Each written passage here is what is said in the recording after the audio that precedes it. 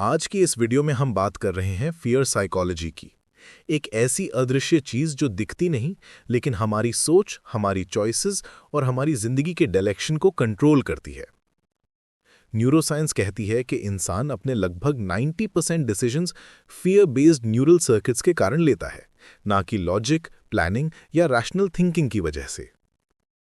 Neuroscientist Joseph लेडू लिखते हैं, Fear circuits evolved long before logical reasoning did।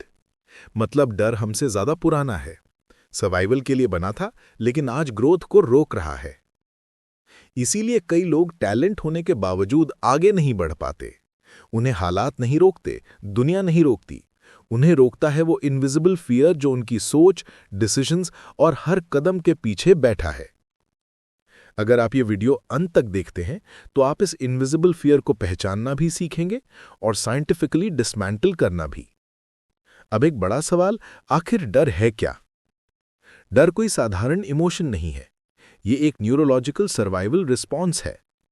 हमारे दिमाग में एक छोटा सा हिस्सा होता है, एमिगडाला, जो बॉडी का डेंजर अलार्म सिस्टम है।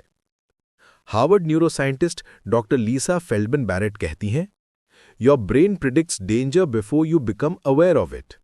यानी दिमाग डेंजर के बारे में आपको पहले रिएक्ट कराता है और बाद में सोचने देता है। यहां सबसे बड़ी समस्या है, एमिगडाला असली खतरे और इमेजिन्ड खतरे में फर्क नहीं करता। इसीलिए आप एग्जाम से नहीं डरते, आप फेल होने की कल्पना से डरते हैं। आप लोगों से नहीं डरते, आप रिजेक्ट हो जाने की सोच से डरते हैं। यानी डर बाहर नहीं, डर आपके अंदर बनता है, इमेजिनेशन में। अब आते हैं डर की साइकोलॉजिकल जड़ों पर। साइकोलॉजिस्ट्स कहते हैं कि दुनिया में लगभग हर डर 3 डीप रूट से आता है। पहला, लॉस अवर्जन।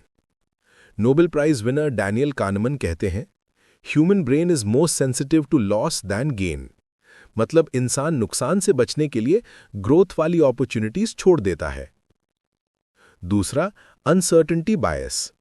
ब्रेन अननोन चीजों को नेचुरली थ्रेट मानता है, इसीलिए नया सब्जेक्ट, नया गोल या लाइफ का नया स्टेप सबसे पहले डर ट्रिगर करता है। तीसरा, सोशल रिजेक्शन फियर।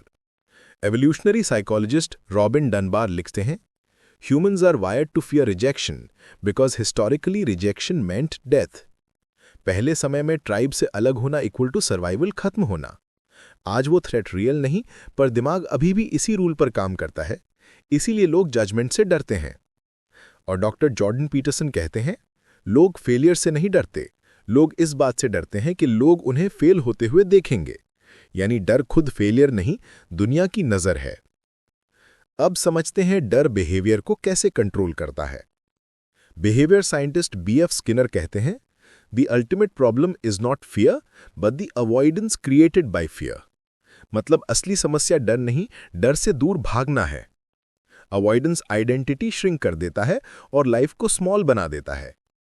अवॉइडेंस के कारण गोल्स छोटे हो जाते हैं, अपॉर्चुनिटीज छूट जाती हैं, कंफर्ट जोन परमानेंट केज बन जाता है।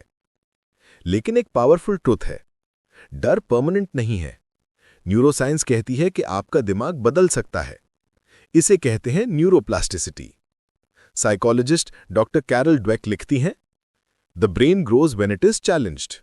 मतलब डिस्कंफर्ट वीकनेस नहीं, ग्रोथ का संकेत है। अब सीखते हैं साइंटिफिकली प्रूवन तरीके जो डर को डिसॉल्व करते हैं। पहला, कॉग्निटिव रीफ्रेमिंग। हर बार डर आए तो खुद से पूछें, क्या यह सच्चा खतरा है या सिर्फ एक कल्पना? रिसर्च कहती है कि 90% फियर्स कभी रियलिटी में होते ही नहीं हैं। दूसरा, वर्स्ट केस सिनेरियो। जैसे ही दिमाग को सबसे बुरे पॉसिबिलिटी की क्लैरिटी मिलती है, एमिगडाला काम हो जाता है। स्टोइक फिलोसोफर सेनेका कहते हैं, we suffer more in imagination than in reality. तीसरा, exposure therapy. Neuroscientist doctor Andrew Huberman कहते हैं, fear dies when you move towards it. छोटे छोटे स्टेप्स डर को वीकन करते हैं, अवॉइडेंस इसे स्ट्रेंथन करता है। चौथा, 4-7-8 ब्रीदिंग। ये टेक्निक नर्वस सिस्टम को सिग्नल देती है, यू आर सेफ। 4 सेकंड सांस अंदर, 7 सेकंड रोककर 8 सेकंड में बाहर।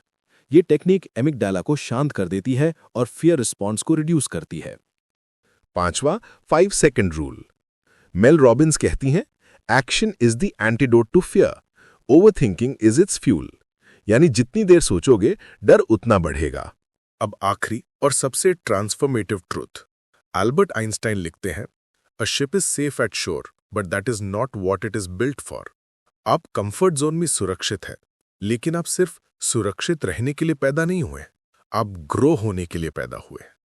तो याद रखिए, डर आपको हमेशा दो रास्ते देगा, या तो आप उससे भागो या फिर उसे जीत लो। टोनी रॉबिन्स कहते हैं, your biggest breakthroughs live on the other side of fear. चलिए आखिर में इस पूरी जर्नी को एक बार क्लियर और सिंपल तरीके से याद करते हैं। पहली चीज, आपने समझा कि डर एक साधारण इमोशन नहीं है, बल्कि एक न्यूरोलॉजिकल सर्वाइवल रिस्पॉन्स है जो अमिगडाला कंट्रोल करती है। दूसरी चीज, आपने सीखा कि दुनिया के 95% डर इमेजिनेशन से पैदा होते हैं, रियलिटी से नहीं। तीसरी चीज, आपने डर की 3 साइकोलॉजिकल रूट समझी। चौथी महत्वपूर्ण बात, डर पर्सनालिटी नहीं बनाता, अवॉइडेंस पर्सनालिटी को छोटा बनाती है। यही रीजन है कि गोल्स छोटे हो जाते हैं, कंफर्ट जोन स्ट्रॉन्गर हो जाता है और पोटेंशियल दब जाता है। पांचवी और सबसे एम्पावरिंग लर्निंग, दिमाग बदल सकता है। न्यूरोप्लास्टिसिटी की वजह से डर को हटाया नहीं जाता, बल्कि रीवायर किया जाता है।